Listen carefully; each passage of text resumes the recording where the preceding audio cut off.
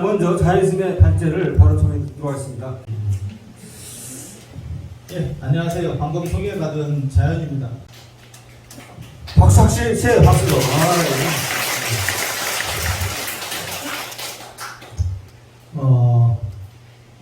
개인적으로 이 송광사에 대해서 많은 이렇게 연구자로서는 애정이 굉장히 많은 절입니다. 그리고 무슨 생각이 드냐면요, 왜 흔히 하는 얘기가 있습니다. 그러니까 산이 높지 않아도 신선이 살면 영산이 되고 물이 깊지 않아도 용이 살면 신령한 물이 된다. 이렇게 얘기를 하는데 그 말에 가장 이렇게 맞는 절이 송광사라는 생각을 하거든요. 그 이유는 개경, 송도의 입장에서 봤을 때 여기가 진짜 딴 뜻입니다. 저도 사실 제가 이제 뭐 월정사에 있는데요. 우리 방장 스님을 한번 찾아뵈려고 해도 저는 운전면허가 없는데 7시간 반 정도 걸립니다. 지금도 그런데요. 지금도 그런데. 그런데 이렇게 외진데 와서 아까 앞에서 이제 발표하신 분들 말씀하셨지만 여기를 고려 말에는 동방 제일도량으로 만든 이렇게 한 거는 전부 다 큰 스님들의 부단한 노력이라고 생각을 하고요. 그런 정신을 지금까지 잇고 있는 게 이러한 보존화상연구원이나 안 그러면 현 방장 스님께서 이런 뜻깊은 행사를 진행하시는 것도 그런 맥을 잇고 있다 이런 생각을 합니다. 그리고 오늘 지금 이 삼화산 같은 경우는 가장 중요한 어떻게 보면 영알선초를 대표하는 최고의 스님들인데 이러한 분들이 이 지금 사골산문에 어떻게 보면 정통사찰이라고 할 수 있는 송광사에서 이런 세미나가 개최된다는 건 아주 큰 의의를 가지고 있다는 생각을 합니다. 그리고 이렇게 세미나를 해보면 일반적 세미나장이 아니고 이런 사찰에서 이렇게 바닥에 앉아있으면 많이 힘듭니다. 그래서 벌써 이제 점심 드시고 날씨도 덥고 이러니까 이제 하나하나 이렇게 빠져 자리가 비기 시작하거든요. 원래는 자리가 더 줄어가지고 사람이 늘어야 되는데 그렇게 안 되는 게 저도 안타깝습니다. 그래서 발표를 하다 보면 이제 전문가한테 맞출 건가 청중에게 맞출 건가에 대한 생각들을 많이 합니다. 그래서 저는 조금 풀어서 말씀을 해드리겠습니다. 여러분들이 좀 알아듣기 쉽게 개인적으로 말씀드리면 저는 지공에 대해서 제가 한 7편, 8편 정도 논문을 썼었고요. 발표한 것만 그렇고 저 허욱 선생님이 13편을 쓰셨기 때문에 저보다 많이 쓰신 분이고 그 다음에 어떻게 보면 이 지공 연구를 거의 개척하신 분입니다. 그래서 저는 최고는 아니고 그냥 한 중시수 정도 이렇게 보시면 돼요. 그래서 몰라서 쉽게 말하는 건 아니고요. 정확한 내용들을 여러분들이 이해하기 쉬운 상황에서 한번 말씀을 드려보겠습니다. 두 가지를 이해하셔야 되는 게 원간섭기에서 이 라마불교, 지금은 티베트 불교로 써달라 이런 얘기를 뭐 달라이라마 스님도 하시는데 그때는 그냥 라마불교입니다. 그게 일종의 공식 명식이라고 봐도 뭐 큰 문제는 없습니다. 그리고 그 불교는 상태가 굉장히 안 좋습니다. 후기 밀교가 들어갔고 그 다음에 티베트가 굉장히 척박하고 주술적인 땅이었고 벤교라고 하는 무속과 섞이면서 대처성 불교 그 다음에 육식하고 지금도 티베트 불교의 대다수는 결혼하는 불교입니다.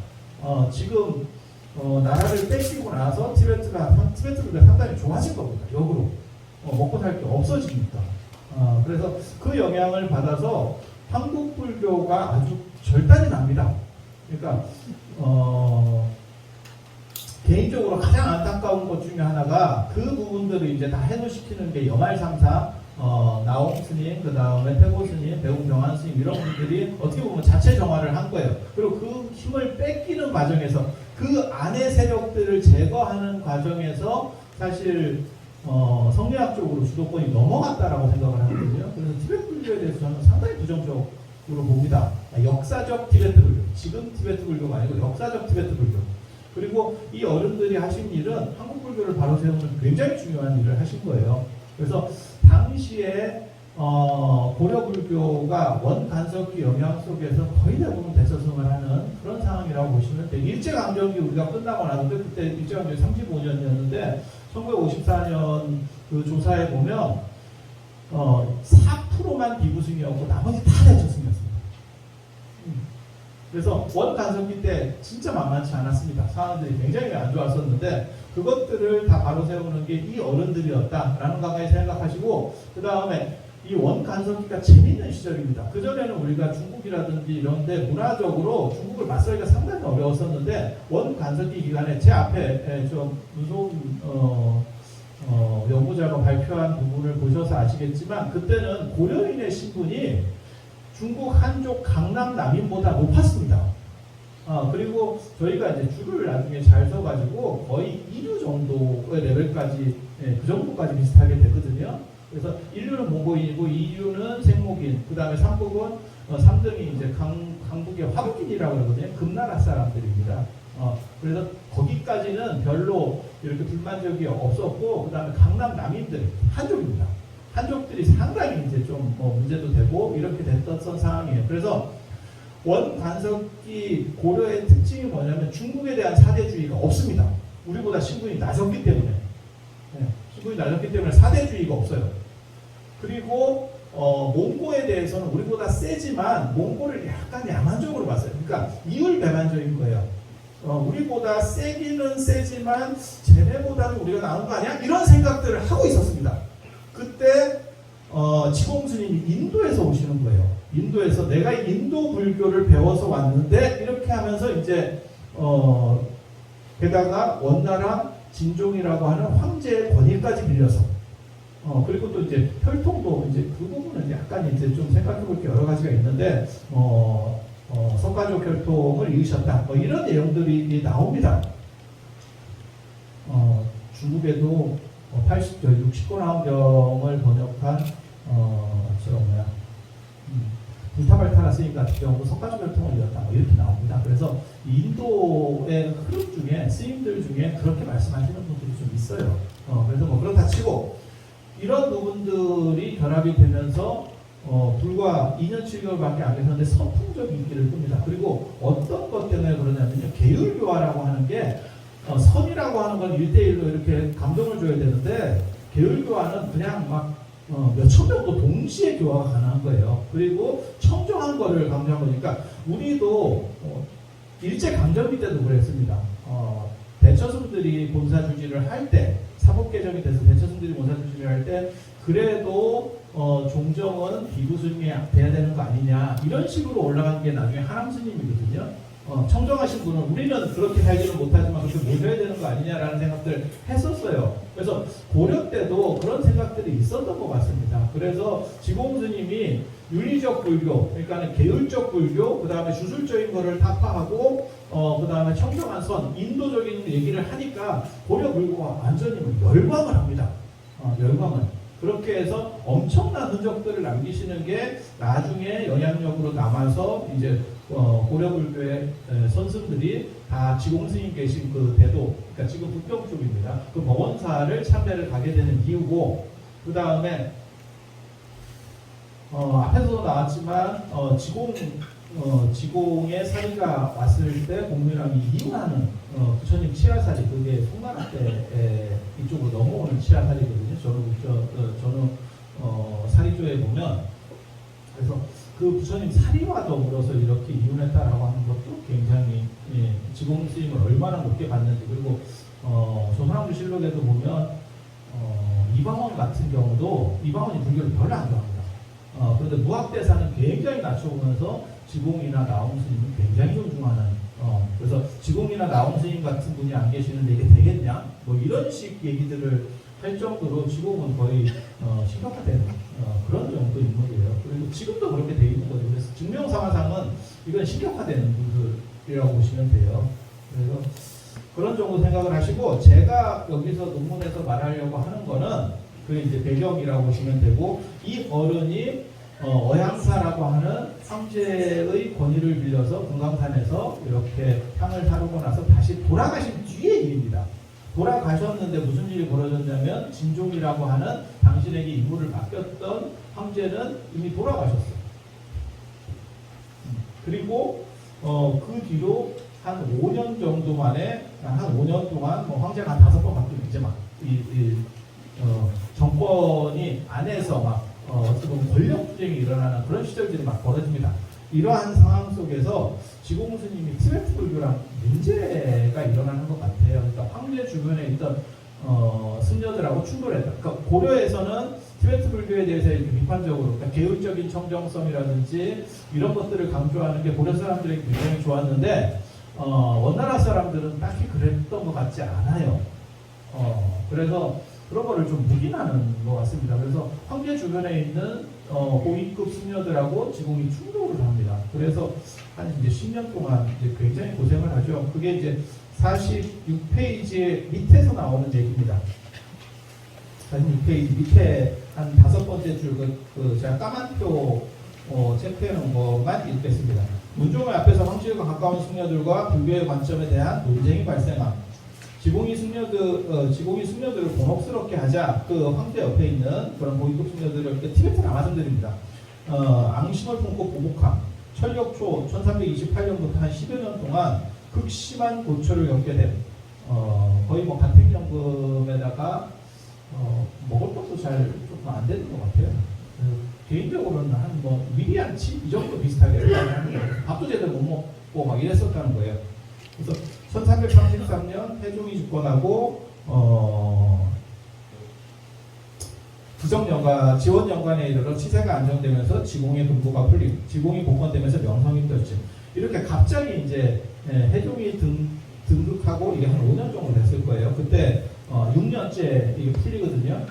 그래서 왜 하필 태종 때 이게 풀리지? 그리고 풀릴 거면 황제가 바뀌고 난 뒤에 풀어줘야 되는데 관점이 바뀌었으면 황제가 바뀌고 난 뒤에 풀어줘야 되는데 한 6년 지난 뒤에 풀어주거든요. 그래서 그걸 왜 풀렸냐라고 추정을 하는 게 47쪽에 있는 고려인의 이제 강력한 등장입니다. 아시다시피 해종이라고 하는 분이 누구냐면 기황후를 황후로 만들려고 했었던 들어보셨을 겁니다. 기황후 고려 말에 기철 이런 사람들 그래서 기황후가 1338년에 제2황후로 등장을 해요.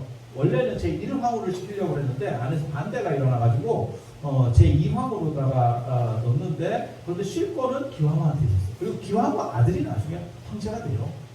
두 번의 황제가 되거든요. 그래서 시점으로 봤을 때 지공이 풀려나는 시점하고 기황후가 제2황후로 올라가는 시점하고 거의 똑같습니다. 1338년 정도쯤에 올라가요. 그래서 고려인들이 작업을 해서 기황후가 실세가 되니까 밑에서 사방사부가 해가지고 이제 지공을 복권시키고 복권되자마자 명성이 크게 떨치는 것도 아마 이런 이유일 거다. 저는 개인적으로 그렇게 봤고요.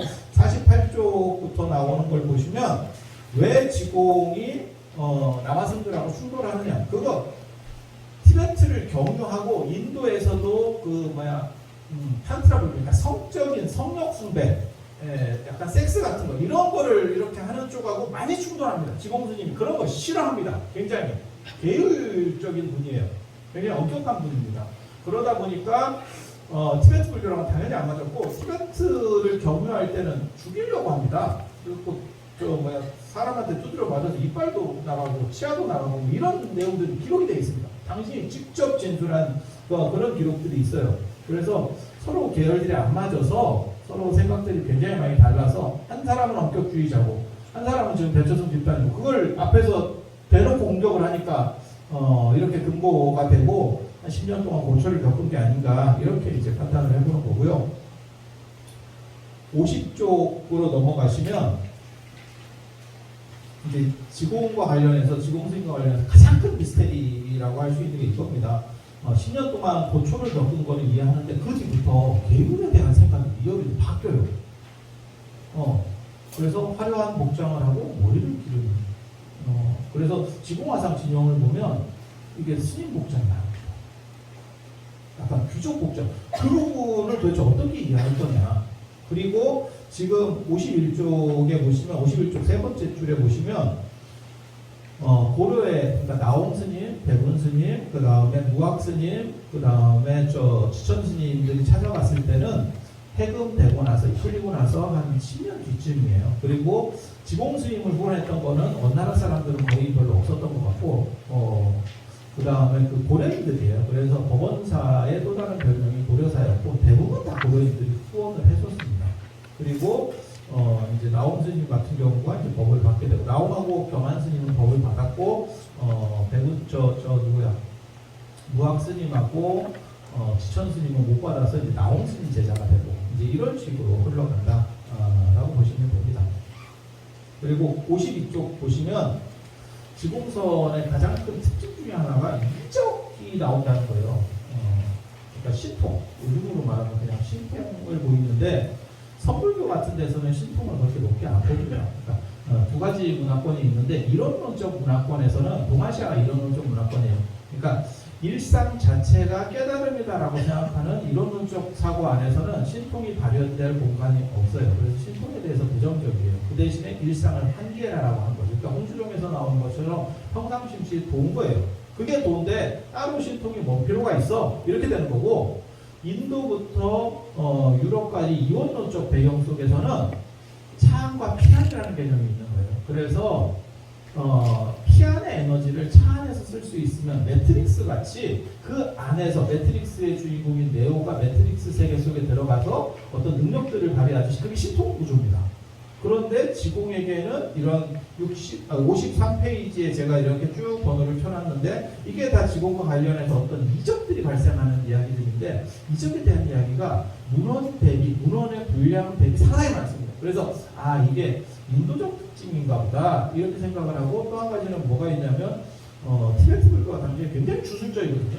주술적이고 희생제적이고, 그러니까 동물 같은 거 죽여가지고 이렇게 피 뿌리면서 뭐 이렇게 제사하고 뭐 이런 거 약간 지금 힌두교나 이런 데서 지금도 하고 있죠. 근데 이제 지공 스님은 그런 계열은 아닌데 그런 주술성을 넘어서는 어떤 이적이라는 걸 얘기하고 싶었던 것 같은 그런 생각도 해봤습니다. 그리고 지공 스님한테도 진원이라든지 이런 내용들이 나오는데, 그러니까는 올바른 걸 가지고 티베트적인 것보다 티베트의 주술성보다는 한 단계 높은 거를 한번 좀 얘기해 보려고 하지 않았나, 이런 생각들을 해보게 됩니다. 지금 있는 자료만 가지고 얘기를 하면.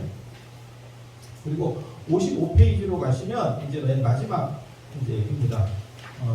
이제 돌아가시고 나서 등신불 처리와 답이 이렇게 되는데, 등신불을 이거 뭐라고 써야 될지를 잘 모르겠습니다. 등신불인지 뭔지 모르겠습니다. 그래서 제가 예전에 미라라고 썼더니 우리 옆에 계시는 황인주 선생님이 미라 그런 거 하지 말라고. 근데 등신불이 원래 내 몸의 키나 어떤 내 몸의 신체 사이즈나 얼굴이 닮았거나 이걸 등신불이라고 하는 거예요. 이게 등신불이에요. 원형은. 그리고 이제 해능 스님도 그렇고 김지장 스님도 그렇고 그렇게 육신이 안 썩는 분도 돌아가신 뒤에 등신불이라고 외연이 넓어지는 거예요. 그거는 김동희의 등신불 같은 건 족보도 없는 얘기고요. 그런 거는 말 같지도 않은 얘기고 얘기 꺼낼 필요도 없는 거고, 그런 두 종류의 등신불이 있는데 이어르는 돌아가시고 나서 안 썩은 게 아니고요, 방부 처리를 하는 겁니다. 그게 티베트 불교 방식이에요. 티베트 불교 방식. 그러니까 달라이라마, 판첸라마 다 그런 식으로 한다고요. 그래서 이게 등신불이라는 용어를 쓰기도 그렇고, 미라라고 썼더니 황인주 선생님이 그거 하지 말래. 그럼 그 용어를 하나 만들어 주시든가. 그래서 약간 다릅니다. 이게 대통이. 그래서 어디서 돌아가시냐면 이제 귀화방장이라고 하는 데서 돌아가시는데, 이게 어디냐와 관련해서 허욱시 선생님은 이게 천수사라고 하는 절로 보셨어요. 근데 저 같은 경우는 법원사의 귀화방장일 거다라고 봅니다. 왜냐면 방장이라고 하는 게 어차피 중국에서는 주지를 나타내는 거고, 우리나라랑 직제가 좀 다르다고 보시면 돼요. 우리는 방장은 총님의 방장이고 주지 스님보다 위에 있는 거고, 문중을 대표하는 어떻게 보면 최고 어른이라고 보시면 되고, 중국은 그냥 주지가 방장입니다. 그래서 이 귀화방장을 당신이 만들고 이름도 짓고 이렇게 하는 걸로 봐서 그거는 천수사에 하기는 좀 어렵고, 천수사 같은 경우는 어떻게 보면 이렇게 방부 처리를 해서 등신불로 모신 분들을 모시는 명당 사찰이 아니었는가, 그런 정도의 추정을 합니다. 티베트 불교랑 관련된 그런 문화들이 아닌가 싶어요. 실제로 나중에 티베트의 저 다람살라나 뭐 이런, 다람살라가 아니고 도탈라궁 같은 데 가면 아직도 그게 다 그분들이 그렇게 달라이라마나 이런 데 탑 속에 이렇게 등신불로 이렇게 방부 처리돼서 모셔져 있죠. 그래서 그런 문화적인 게 아니었겠나 이런 생각을 해보고요. 55페이지 맨 밑에 보면 맨 밑에서 두 번째 줄입니다. 지공이 입적고 법구는 1360년, 법구는 이제 시신을 나타내니까 스님의 시신을 그냥 법구라고 하거든요. 1364년 제가인을 중심으로 등신불로 만들어진다. 그러니까 누군가 이렇게 약재들을 씁니다. 그 다음에 이제 그런 구절들이 나오는데 한 페이지 넘겨보시면 제가 그렇게 그리고 어떤 전문가가 있었던 거예요. 이것도 왜 고려인들이 주도하지 않았느냐? 고려인들이 대부분 그러니까 법원사의 대부분의 스님들이 고려인이었는데 왜 고려인이 주도 안 했느냐와 관련해서 이건 전문가가 필요한 부분이었고, 그 다음에 고려인이 후원했을 거다, 뒤에서 후원했을 거다, 저는 그런 정도로 추정을 했습니다. 그렇게 해서 등신부를 이렇게 모셔놨는데, 상으로 모셔놨는데, 큰 스님 상을 모셨는데, 문제는 이제 이게 원명 도책이 있거든요. 그러니까 명나라 이제 주원장에 의해서 대도가 함락됩니다. 그러니까 이제 이 상을 어떻게 모시고 갈 수가 없는 거예요. 그래서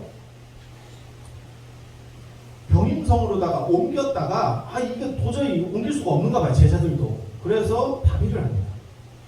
다비를 해요. 그때 다비에 참석했던 분이 56페이지 밑에 나오는 네 분이고, 그래서 4분의 1씩을 받았대. 그 중에서 되게 재밌습니다.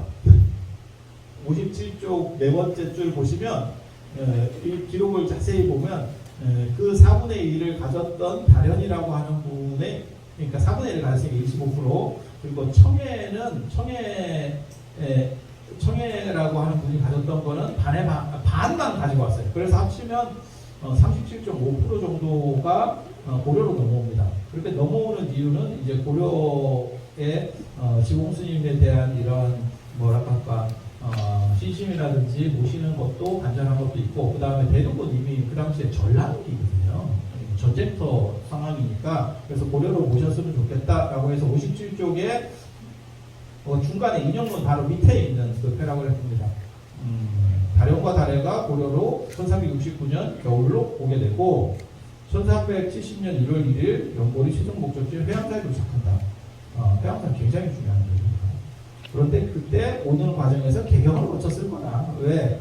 왕윤사의 전골, 그러니까는 머리뼈를 남긴 걸로 봐서 개경을 거쳤을 거다. 그리고 요 추모 사업과 관련해서 이제 나홍 스님이 오대산에 두 번째로 주석하고 계시다. 그 당시에 영감사 쪽에, 첫 번째는 북대 쪽에 주석하셨고, 북대 고구남 쪽에 주석하셨고, 그 다음에 두 번째 영감사 쪽에 주석하시다가 나오셔서 이제 국민왕의 마지막 파트너가 되죠. 불교의 마지막 파트너. 그러니까 처음에는 태국 보호스님하고 같이 하셨다가, 두 번째 신존하고 같이 했다가, 신존과 천이입니다. 천이라고 하는 황원경 스님하고 같이 하셨다가, 세 번째 이제 신존과 갈라지면서 이제 나홍 스님하고 같이 이렇게 하시는 그런 부분이라고 보시면 되겠습니다.